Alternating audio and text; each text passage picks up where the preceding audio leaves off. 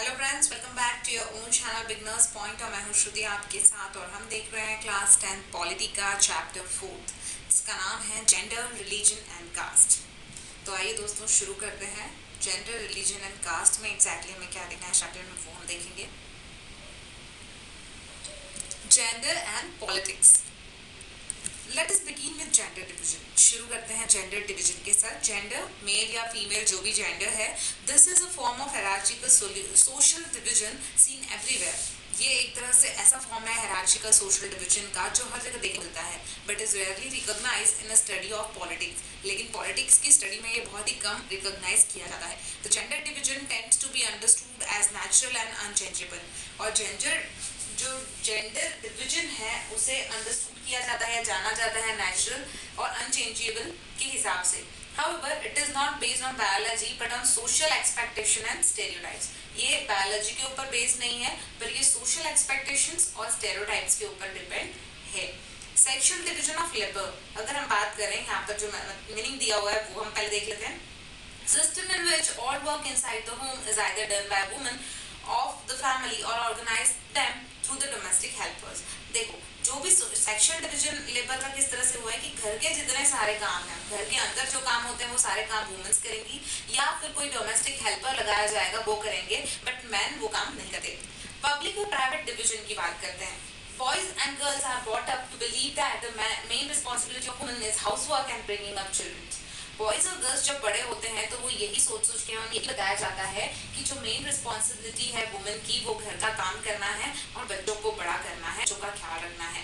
This is reflected in sexual division of labor. तो ये sexual division of labour में reflect होती है, जो हमने देखा अभी। सेक्सुअल डिवीजन ऑफ लेबर में क्या होता है कि घर के सारे जो काम है वो औरत ही करेगी घर की, या फिर कोई डोमेस्टिक हेल्पर को रखा जाएगा या घर में काम करने वाले नौकर को रखा जाएगा जो करेगा, बट मेल वो काम नहीं करेंगे। In most families women do all work inside the home such as cooking, cleaning, washing clothes, tailoring, looking after children etc.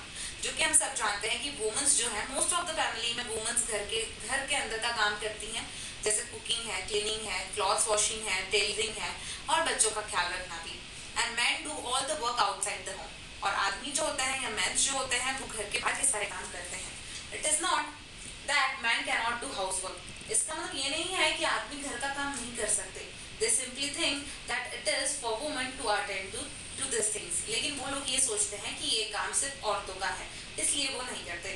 When these jobs are paid for men are ready to take up this work. आदमी या man जो होते हैं जब उन्हें इस चीज का पैसा दिया जाए, अगर पेड कर रहा हो कोई, तो वो डेफिनेटली घर का काम भी करते हैं। Most tailors or cooks in hotels are men, क्योंकि हम लोग देखते हैं कि ज़्यादातर टेलर्स और जो कुक होते हैं, शेफ होते हैं होटल्स में, वो भी मैन होते हैं। Similarly, it is not that women do not work outside their home. और एक और बात ये भी है कि इसी की तरह अगर देखा जाए तो इसका मतलब ये नहीं कि वुमेन्स घर में रहती है, घर का काम करती है तो बाहर का नहीं कर सकती। वुमेन्स भी बाहर काम कर सकती हैं। In villages, women fetch water, collect fuel and work in the field. Village में हम देखते हैं कि वुमेन्स जो है पानी भरने के लिए जाती है कुओं पर या हैंडपम्प पर, या वहाँ से पानी भर के लाती हैं, कलेक्ट करती है फ्यूल को और वर्क करती है फील्ड्स में भी।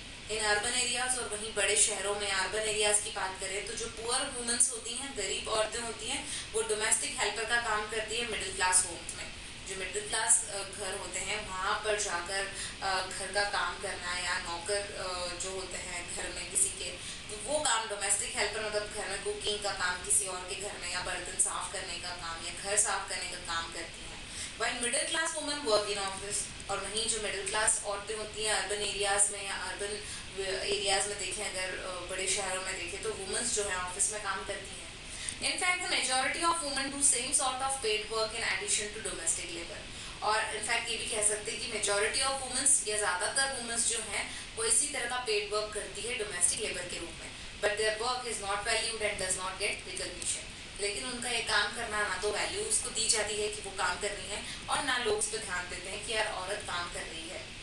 इस तरह से the result of this division of labor is that although women constitute half of the humanity, और रिजल्ट क्या हुआ है, इसका अंजाम क्या होता है इस डिवीजन ऑफ लेबर का, कि ऑल्दो वुमेन कॉन्स्टिट्यूट करती है हाफ ऑफ द ह्यूमैनिटी को, उनका रोल जो है पब्लिक लाइफ में, स्पेशली पॉलिटिक्स में, ये बहुत ही कम होता है बहुत सी सोसाइटीज में। मतलब ये कहने का मतलब है कि वुमेन्स जो हैं आज बिल्कुल मेंस की तरह काम कर रही हैं, उनके कंधे से कंधा मिलाकर चल रही हैं। इवन दो हम ये कह सकते हैं कि वो कॉन्स्टिट्यूट करती है हाफ ऑफ द ह्यूमैनिटी को।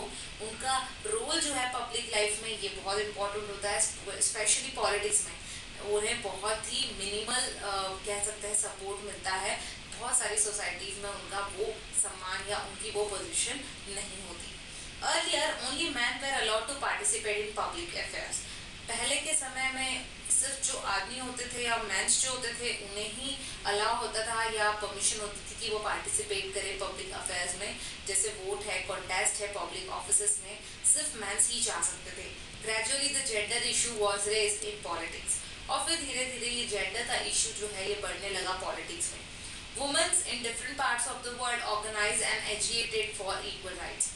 वुमेन्स जो थी डिफरेंट पार्ट्स में, हमारे डिफरेंट पार्ट्स में पूरे वर्ल्ड के उन्होंने ऑर्गेनाइज की, मतलब वो सब साथ में आई और उन्होंने एजाइटेट किया इक्वल राइट्स के लिए, अपने हक के लिए वो लड़ी। There were agitation in different countries for the extension of voting rights to women. बहुत जगह पर डिफरेंट कंट्रीज में एक्सटेंशन के लिए डिमांड हुई वुमेन्स की तरफ से कि वो भी वोटिंग कर सकें या उन्हें भी वोटिंग राइट्स मिल सकें। This agitation demanded enhancing the political and legal status of women, और ये जो agitation था वो ये डिमांड कर रहा था कि इससे पॉलिटिकल और लीगल स्टेटस जो है वुमेन्स का वो एनहांस होगा या बढ़ेगा, and improving there educational and career opportunities, और इससे उनकी एजुकेशनल और करियर अपॉर्चुनिटीज जो है वो भी बढ़ेंगी। More radical women's movement aim at equality in personal and family life as well. और मेन जो ऑब्जेक्टिव था या ज़्यादातर उनका झुकाव जो था वुमेन्स का, ये मूवमेंट उन्होंने क्यों चलाया था, ताकि उन्हें इक्वलिटी मिल सके, उन्हें वही जगह अपने पर्सनल और फैमिली लाइफ में मिल सके जिसकी वो हकदार है। This movements are called feminist movement, और ये मूवमेंट को फेमिनिस्ट मूवमेंट्स कहा गया था। Political expression of gender division and political mobilisation on this. Political expression देखें अगर जेंडर डिविजन का और पॉलिटिकल मोबिलाइजेशन की बात this question help to improve women's role in public life, और इसके कारण ये मोबिलाइजेशन की बात, ऐसे क्वेश्चन जो थे उन्होंने बहुत ही हेल्प किया इम्प्रूव करने के लिए वुमेन्स के रोल को पब्लिक लाइफ में। We now find women working as a scientist, और अब हम देखते हैं कि आज हमें साइंटिस्ट के रूप में भी वुमेन्स काम कर रही हैं देखने को मिलता है। डॉक्टर्स होती हैं वुमेन्स, इंजीनियर हैं, लॉयर हैं, मैनेजर्स हैं, कॉलेज और यूनिवर्सिटी में टीचर्स का काम भी वुमेन्स कर रही हैं, which were earlier not consider suitable for women's, जो पहले के ज़माने में वुमेन्स के लिए सुटेबल कंसिडर नहीं किया जाता था या ठीक नहीं माना जाता था। देख सकते हैं आप यहाँ पे perception of ideal women to the TV serial makers, the ideal viewers, to the fashion industry, मतलब कहाँ कहाँ पर वुमेन्स ने अपना सिक्का जमा लिया है। आइडियल ब्यूटी सोसाइटी में आइडियल हाउसवाइफ का रोल भी करती हैं।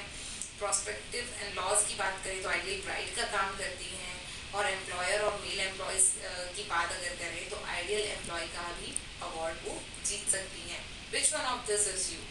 तो इस तरह से आज इस तरह से वुमेन्स हैं in some parts of the world. For example कुछ पार्ट्स में पूरे वर्ल्ड में, फॉर एग्जाम्पल स्कैंडिनेवियन कंट्रीज में जैसे स्वीडन, नॉर्वे और फिनलैंड में पार्टिसिपेशन ऑफ वुमेन जो है पब्लिक में बहुत ज़्यादा होता है। इन आवर कंट्री, हमारी कंट्री की बात करें तो women still lag much behind man. आज भी हमारी कंट्री में वुमेन्स बहुत ही पिछड़ी मानी जाती हैं मैन के कंपैरिजन में, डिस्पाइट सम इम्प्रूवमेंट सिंस इंडिपेंडेंस। जबकि इंडिपेंडेंस के बाद से बहुत कुछ इम्प्रूव हुआ है, लेकिन उसके बाद भी आज भी ये माना जाता है कि वुमेन्स बहुत ही पीछे हैं मैन के कंपैरिजन में। Our is still a male dominated patriarchal society, और हमारी कंट्री जो है आज भी मेल डोमिनेटेड पार्शियल सोसाइटी में मानी जाती है। वुमेन फेस डिसएडवांटेज, और वुमेन्स को इसका डिसएडवांटेज फेस करना पड़ता है। डिस्क्रिमिनेशन और operation in various ways. Discrimination और ऑपरेशन जो है बहुत सारे तरीके से या बहुत सारे रास्तों में उन्हें फेस करना पड़ता है। The literacy rate among women is only 54% compared with 76% among men. मतलब लिटरेसी रेट देखें तो ओवरऑल जितने मेंस हैं इंडिया में, हमारी कंट्री में, उसमें 76% एजुकेटेड है, लिटरेट है। भाई वुमेन्स की बात करें तो सिर्फ 54% वुमेन्स ही लिटरेट हैं। Similarly a smaller proportion of girls students go for higher studies, और बहुत ही कम प्रपोर्शन ऑफ गर्ल्स हमको देखने को मिलती हैं जो हायर स्टडीज के लिए बाहर गई हैं। When we look at school results, अगर हम स्कूल रिजल्ट्स की बात करें तो girls perform as well as boys if not better in some places। आप देखेंगे कि बहुत जगह पे गर्ल जो है बिल्कुल बॉयज की तरह परफॉर्म कर रही हैं, if not better in some places. बहुत ही मतलब जिस तरह से बॉय हैं उसी तरह से गर्ल्स के रिजल्ट भी आते हैं, बहुत ही अच्छा बिल्कुल बराबरी का कंपटीशन होता है, but they drop out because parents prefer to spend their resources for their boys education rather than spending equally on their sons and daughters। लेकिन फिर भी लोग जो है ये देख कर कि अपनी बच्ची का रिजल्ट अच्छा आया है, फिर भी पेरेंट्स जो है प्रेफर करते हैं कि अपना जो पैसा है वो अपने बेटे पर वो लगाएं, बेटे की एजुकेशन में लगाएं, ना कि बेटी के एजुकेशन में लगाएं। क्योंकि बेटी को उनका ये मानना होता है कि बेटी को तो शादी करके हमें दूसरे घर भेजना है, तो वो ये मानते हैं कि बेटा उनके पास रहेगा, तो ये पैसा जो है वो हम बेटे के एजुकेशन में लगाएं तो ज़्यादा बेटर होगा। No wonder the proportion of women among the highly paid and valued job is still very small। ये सोचने की बात नहीं है, इसमें कोई गलत बात नहीं है कि जो प्रपोर्शन है वुमेन्स का, हाईली पेड वुमेन्स जो हैं या जिन्हें काफ़ी अच्छी सैलरी जिनकी है, ऐसी बहुत ही कम वुमेन्स हैं, या वैल्यूड जॉब जो कर रही हैं वो बहुत ही कम ऐसी वुमेन्स है जो कर रही है हमारी कंट्रीज में। On an average an Indian woman work 1 hour more than an average man every day. और अगर एवरेज में देखें तो जो इंडियन वुमेन्स हैं वो 1 घंटा ज़्यादा काम करती हैं एवरेज मैन के कंपैरिजन में जो हर दिन की बात की तो। Yet much of her work is not paid। लेकिन आज भी अगर देखें, मतलब इस तरह से अगर देखें तो उसका बहुत सा काम जो है वो नॉट पेड वाला होता है, मतलब उसे इतना काम करने के बाद भी कोई पे नहीं किया जाता, and therefore often not value, और ना ही उसके काम को वैल्यू दी जाती है, चाहे वो दिन भर घर में काम करती रहे, जितने भी काम करें, इवन तो अपने मैन से ज़्यादा, अपने हस्बैंड से ज़्यादा काम करे, लेकिन उसके काम को वैल्यू नहीं होती। The Equal Wages Act provide that equal wages should be paid to equal work। Equal Wages Act जो है वो प्रोवाइड किया गया था ताकि अगर एक काम है जिसे एक वुमन भी कर रही है और मैन भी कर रहा है तो दोनों को इक्वल अमाउंट पे की जाए, उसके लिए इक्वल सैलरी या इक्वल वेज दिया जाए।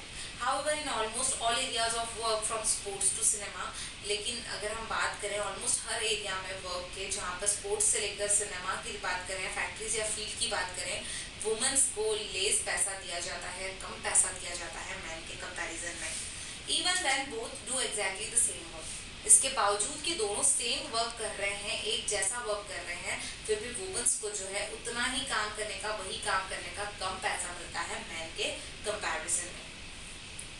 आप देख सकते हैं कि हमें यहाँ पर पिक्चराइज किया हुआ एक सीन बताया है, एक कह सकते हैं फोटो दिया हुआ है। Mama always says to outsider I don't work, I am housewife. ये बच्ची कह रही है कि मेरी मम्मा हमेशा दूसरों को कहती है कि मैं काम नहीं करती, मैं हाउसवाइफ हूँ, but I see her working non stop all the time. लेकिन मैं उन्हें पूरा दिन देखती हूँ कि वो नॉन स्टॉप काम करते रहती हैं। If what she does is not work, what else is work. अगर वो जो कर रही है वो काम नहीं है तो फिर काम क्या है? इस तरह से वो बच्ची बता रही है। मतलब ये कहने का मतलब है कि वुमेन्स कितना भी काम कर ले, उनके काम की ना तो वैल्यू होती है, और जितना वो एक्सपेक्ट करती हैं, अगर वो कहीं बाहर जॉब कर रही हैं तो जितना वो एक्सपेक्ट करती हैं उतना उन्हें उसके लिए पे नहीं किया जाता। तो दोस्तों, यहाँ तक हमने इस चैप्टर को कंप्लीट किया है। फर्दर चैप्टर के लिए मेरा अगला वीडियो देखना ना भूलें, और अगर आपको मेरा ये वीडियो पसंद आया है तो प्लीज़ मेरे चैनल को सब्सक्राइब करें और वीडियो को लाइक करना ना भूलें। Thank you so much. Thanks a lot.